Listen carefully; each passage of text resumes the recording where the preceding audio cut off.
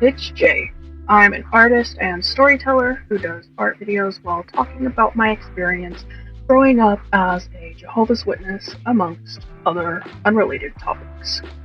First off, happy Pride Month, everyone! I'm late. Typical me. But in the spirit of pride, I will be talking about my journey growing up as a Jehovah's Witness in the thick of purity culture as an asexual person and how that affected me. Let's get started with an explanation, of course.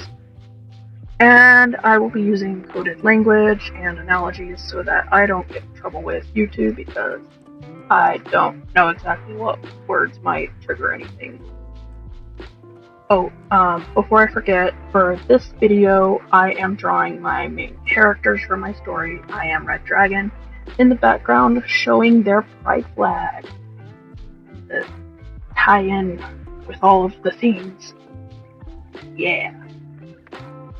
So, there tends to be a lot of confusion and or misinformation about asexuality, or people just haven't heard of it before, so allow me to explain. Asexuality is a spectrum, but the main thing that ties all asexuals together is the lack of sexual attraction. That doesn't mean lack of fun time drive. Attraction and libido are two different things. Take this illustration for example. You're hungry. You feel that urge in your gut and you know you need to eat something and give your body what it needs to function. For allosexual people, that is, people who feel sexual attraction, they like to eat. And they like to eat with other people. Maybe multiple different types of people, maybe just one type. But an asexual person doesn't necessarily have a preference in who they eat with, if they even feel hungry at all. They may eat by themselves just to satisfy their hunger, or may eat with someone they love that feels hungry and wants to eat with them, or solely for the sake of procreation. Some never feel hungry nor have to eat, and live their life just fine. Some are repulsed by food and the idea of eating with someone. And some may only like food or eating with someone very rarely, that is, gray sexuals. Or they may want to eat only with someone they trust deeply and only ever feel hungry because of them, demisexuals, such as my main character here, Cyberlink. Get the picture? A lot of times people tend to think that they can change an asexual person. If only they'd try the food, they would like it. Which, like I mentioned in my analogy, some asexuals like eating. It's just not brought about by wanting to eat with someone else. Or maybe they think, well, so-and-so just had a traumatic experience with eating and just needs therapy. First, asexuality doesn't just automatically go away after someone engages in bedroom activities. And to have that mindset to begin with alludes to the assumption that asexuality needs to be fixed, which isn't the case. It's not a disease or affliction. And second, while asexuality can come about from trauma, that doesn't mean it's a prerequisite or any less valid. Some of us just are asexual. So, while we may not feel sexual attraction, some of us may feel romantic attraction. This is why you see asexuals in the dating pool. The notion that asexuals never want to date or be in a relationship is just false. It's just that we aren't being drawn to potential partners by our hunger. Us feeling hungry isn't caused by us seeing someone and wanting to eat them.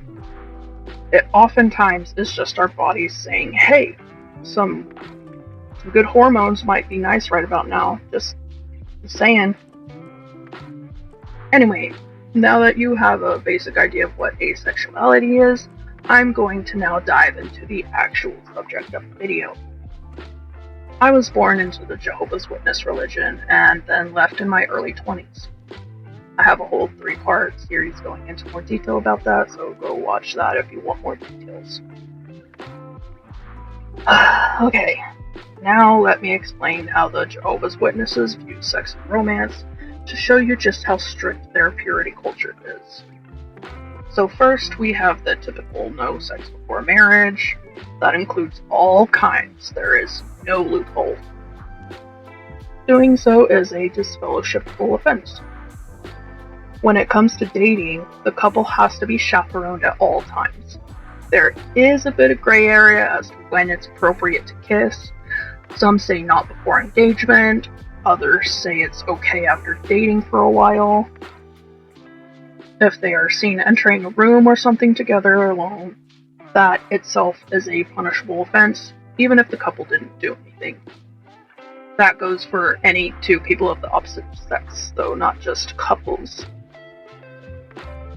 There is no solo fun time allowed. It is unclean, and doing so is considered self-harm. This is a serious offense that can end in disfellowship, and it's drilled into people's heads so hard that a lot of the ones who engage in solo fun time end up turning themselves into the elders because of the insurmountable guilt they feel over it. They even go so far as to forbid certain kinds of couple bedroom activities. They can't do oral presentations or activities involving other people, or things involving BDSM, just to name a few examples. Of course, the only way the elders would know married couples were doing these things is if they told them. And again, guilt can drive people to do that. Needless to say, no sex before marriage and no self-care allowed causes a lot of problems for people. This is why so many Jehovah's Witnesses get married super young, and why many Jehovah's Witnesses are super sexually frustrated, probably without even realizing that. Now, what does that mean for an asexual person? Why would any of this matter? Let me tell you my story. Growing up as an AFAB person in purity culture is not fun, to say the least. Early on, or as far back as I can remember, I was made to feel like my body wasn't mine. As a Jehovah's Witness child, you're taught that your body belongs to Jehovah. Talk of not doing drugs and taking care of your body and being well groomed start early. No tattoos because your body is a temple, all that jazz. Being taught purity is subtle at first, and it's not just happening in cults. Not wearing dresses or skirts or shorts that are too short, not wearing certain types of tops, wearing makeup too early, wearing makeup too dark or too noticeable, or keeping your hair a natural color, or having piercings on the ears and only for girls. But it starts even earlier than that. My mom told me this story of when I was a baby, not even talking yet.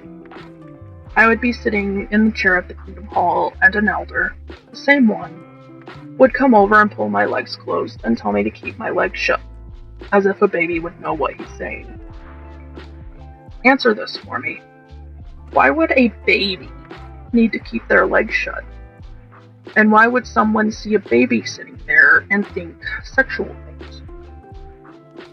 And the thing is, I'd have this problem until present day with being able to keep my legs closed.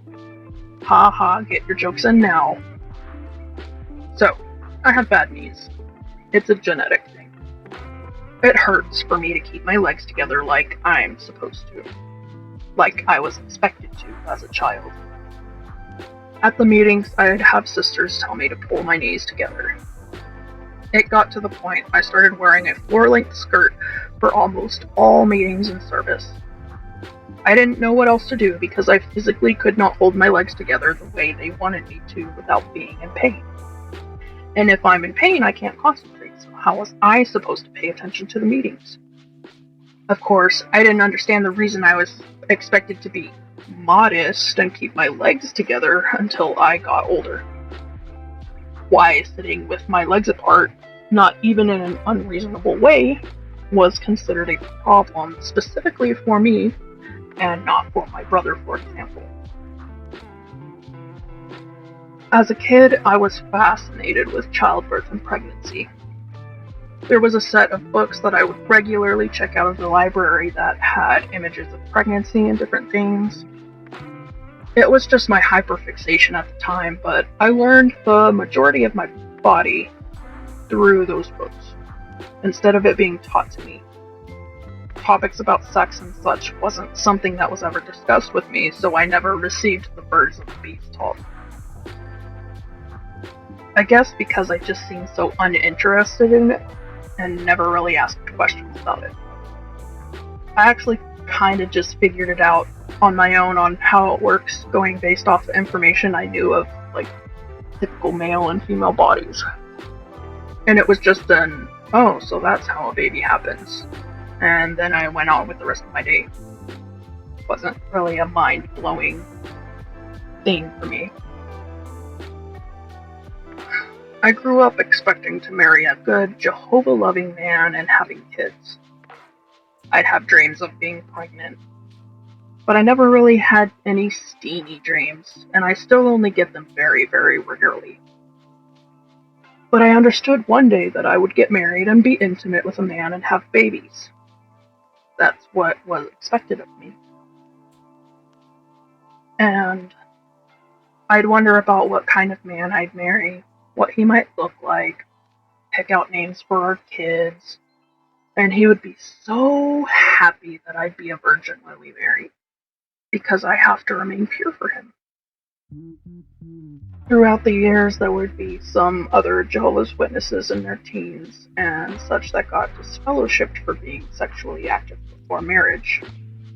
And I remember being so confused, like, just don't? Why couldn't they just wait? I couldn't understand, and in a way I felt superior. I was one of the good ones, and I didn't even have to really try. I must be doing something right. My teen years were dark and difficult. Again, you'll just have to go to my 3-part series for details. But I was extremely isolated and lonely. Made up my own stories and characters. I'm a sucker for romance, so that's mostly what I would write and draw. I never had the urge to draw or write sexual things, though. It felt like I knew of it, but it just wasn't for me. And during that time, I was under the impression that I just won't be part of that world until I get older and find a husband. I wasn't interested in porn or anything else. If a spicy scene came on a TV show or movie, I was just uncomfortable because I felt like I shouldn't be watching it. Like, I would get in trouble for seeing it. And then, in my later teen years, I started fading from the religion for several reasons. I started hanging out with more worldly people, learning about the world, slowly deprogramming. I was 20 or 21 when I was in the car with a couple of friends. Kat had asked me before about my dating history, if I'd had any crushes or anything. I'd always told her no, since that was the truth, and when she asked if I felt lonely, I wasn't sure how to answer her question. I mean, yes, given my circumstances in my teens, but as far as with having a partner, no. And that's when she said, you know, I think you might be asexual. I had no clue what that meant. I'd never heard of that. I went home that day and hopped on Google. What I found were stories, experiences, and people like me. People who are just asexual. And it was such a mind-blowing moment. Not only had I learned about myself, but I also had this weight lifted off my shoulders that I didn't even realize I had. And it was the first of other big revelations I would find out about myself. I finally understood what sexual attraction was, and that it was just something I wasn't experiencing. And it's why all those others in the congregation were sinning. They were fighting a battle I just couldn't see or feel. As I dove into learning more about asexuality and about allosexuals as well, I understood so much more about humanity. It helped me become more empathetic in a way. I started delving into the psychology of desire, learning about kinks and partner dynamics, all those fun things. I finally understood what hot meant when associated with a person. Like, oh my gosh, they're so hot. Like, I didn't know that people would have literal physical reactions to people in that way. And some of you may be wondering, like, how do you not know that? And I ask you, how am I supposed to know something exists when I haven't experienced it or had anyone legitimately explain it to me? I'm about to get a little personal here, but I feel like I should be honest if I'm to accurately give my experience. So, if you don't want to know intimate details about me, skip ahead a couple minutes. Now, I had experienced arousal growing up.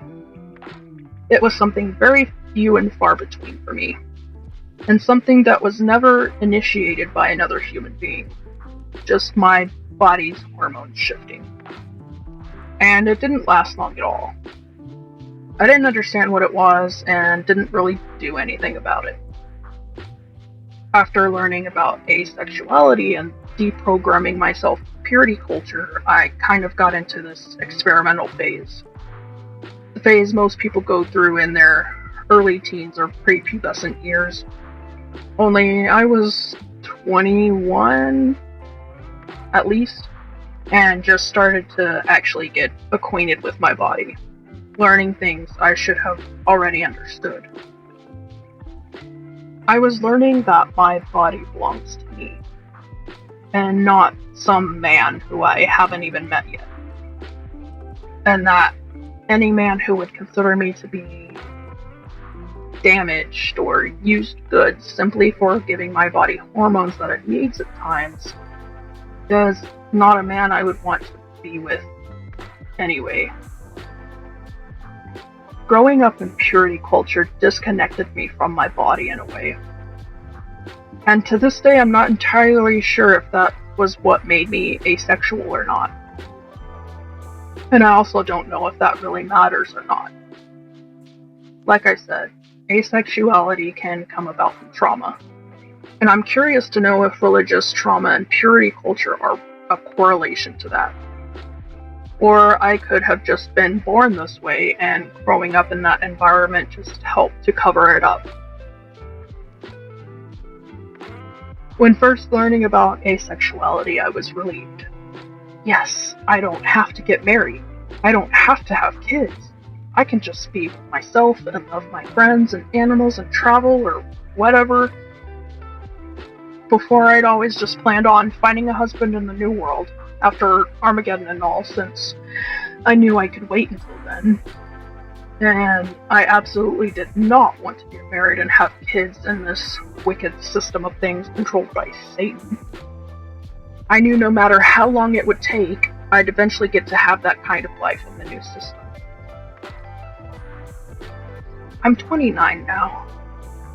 I've spent the larger part of a decade deprogramming and learning about myself, and now I'm not so sure that I want to go through life without a partner.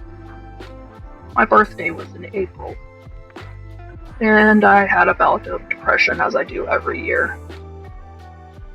One day I'm going to die, and hopefully I'll be old. I'm almost 30. And I've never gone on a date. I've never even had my first kiss. Asexuality aside, I don't want to be alone. I am a huge romantic, like I mentioned earlier.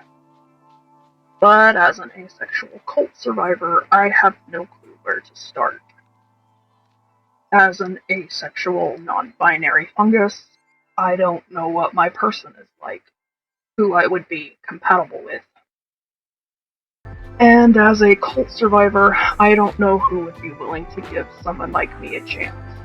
Someone that will require an insurmountable amount of patience, and is still learning things I should have learned 10 years ago about the world.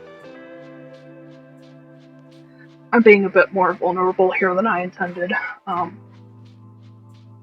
but I want to show the realness of growing up like this.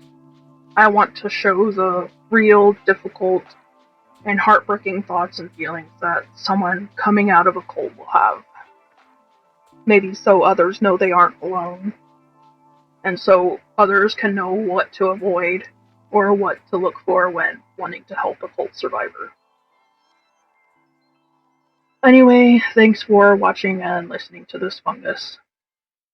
Here's the finished art in honor of Pride Month. We have Kiara here with her bisexual flag, and then Shiva with his demisexual flag. This story will be launching next year, first as a written novel and then as a graphic novel, so if you're interested, please stay tuned for updates on that. If you like my art, check out my website for more of my artworks. I also do commissions if you want me to draw something for you. Again, thanks for watching. Please like and subscribe, all that jazz. Fungi out.